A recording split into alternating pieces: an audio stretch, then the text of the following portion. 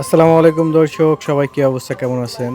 কিছুদিন আগে আমার ছোট ভাইয়ের মোটরসাইকেলের পিছনের চাকায় তার কাটা বিঁধে মানে হাওয়া চলে যায়। পরে আমরা শাওরাইল গেছিলাম চাকার মধ্যে জেল ভরার জন্য।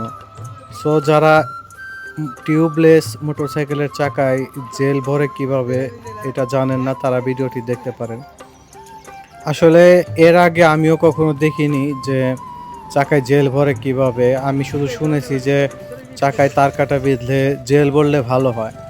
আসলে এটা যেই সব মোটরসাইকেলের চাকায় টিউব নাই, সেই সব মোটরসাইকেলের চাকা যদি রাস্তাঘাটে চলার সময় তার কাটা বা কোনো কাটা বিঁধে হাওয়া চলে যায়, তখন আসলে এই জেল ভরলে সেই ছিদ্র স্থানটিতে জেল গিয়ে সেটা আটকিয়ে দেয় এবং হাওয়া আর বাইরে আসতে দেয় না।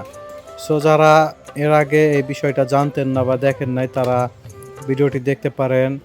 এটা আসলে একটা জেলের বোতল নিয়ে যেই স্থান দিয়ে চাকার মধ্যে হাওয়া দেওয়া হয়, সেই স্থান দিয়ে জেলটি ভরা হয়। পরবর্তীতে চাকাটি ঘুরিয়ে জেল যেন সমস্ত জায়গায় পৌঁছাতে পারে, এরপরে চাকায় হাওয়া দিয়ে কাজ শেষ করা হয়। সো আরেকটা কথা, যারা কিনা আমাদের এই রাস্তাঘাটে মোটরসাইকেল চালান, তারা অত্যন্ত সতর্কতার সাথে মোটরসাইকেল চালাবেন, কারণ বেশিরভাগ অ্যাক্সিডেন্টই হয় এই মোটরসাইকেল দিয়ে। সো সবাই ভালো থাকবেন, আর আমার ছোট ভাই আর আমাদের জন্য দোয়া করবেন, আর সবাই নিরাপদে রাস্তাঘাটে চলাচল করবেন, কারণ একটি অ্যাক্সিডেন্ট কিন্তু সারা জীবনের কান্না।